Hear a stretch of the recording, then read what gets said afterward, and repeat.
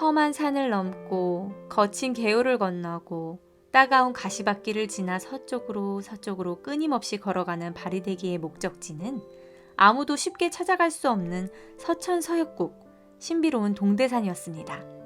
약수를 향한 여정에서 길을 잃은 바리대기는 혼자서 넓은 밭을 갈고 있는 머리가 허연 한 할아버지에게 서천서역국으로 향하는 길을 물어보았고, 밭을 갈던 할아버지는 바리대기에게 한 가지 제안을 했습니다. 넓디 넓은 이 밭을 혼자서 다 갈아준다면 서천서역국의 길을 알려주마. 소와 쟁기를 이용하지 말고 작은 호미로 다 갈아야 한다. 바리대기는 흔쾌히 수락했고, 끝이 보이지 않았던 밭갈기는 9일간의 노력 끝에 완전히 끝나게 되었습니다. 일을 맡겼던 할아버지는 이렇게 길을 알려주었습니다.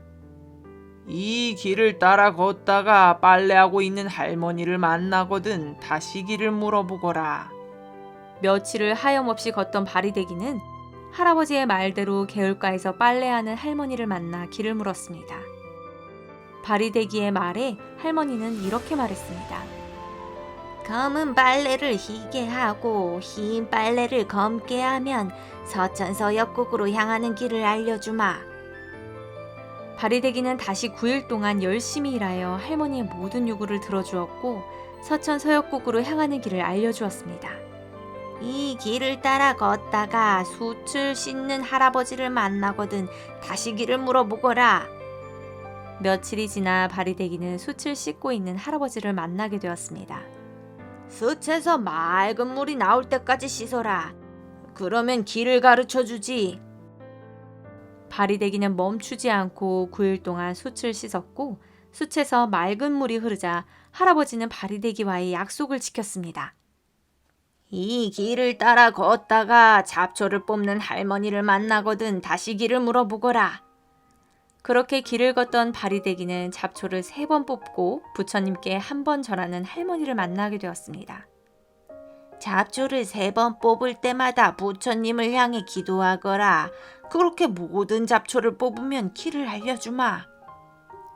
바리대기는 정성껏 잡초를 뽑으며 기도했습니다. 9일 동안의 노력 끝에 모든 잡초를 뽑을 수 있었습니다. 할머니는 바리대기에게 꽃 한 송이와 방울 하나를 주고 길을 알려주며 이렇게 말했습니다. 너무 높아 못 가겠거든 꽃을 던지고 너무 깊어서 못 가겠거든 방울을 흔들거라. 할머니와 헤어지고 계속 길을 걷던 바리대기는 벼랑길만 있는 높은 산을 만나 며칠이나 발걸음을 멈추게 되었습니다. 실망하며 산의 입구를 떠나지 못했던 바리대기는 잡초를 뽑던 할머니의 말을 생각해내어 할머니의 말을 따라 산을 향해 선물 받은 꽃을 던져버렸습니다. 던져진 꽃이 산에 닿자 높았던 산이 꽃처럼 흩날리더니 이내 낮아져 평평한 길이 되었습니다. 산을 지나고 며칠 후 바리대기는 새의 깃털과 배도 뜨지 못하고 가라앉는 깊은 바다를 만나게 되었습니다. 또다시 할머니의 말을 기억해 선물 받았던 방울을 흔들자 무지개 다리가 내려와 건너편까지 길을 만들어 주었습니다. 바리대기는 꽃과 방울의 힘으로 장애물을 극복하고 드디어 신비로운 서천서역국에 도착하게 되었습니다. 이윽고 동대산에 다다른 바리대기는 동대산의 지킴이 동수자를 만나게 되었고, 동수자는 한쪽 팔과 다리가 없는 초라한 모습의 군인이었습니다.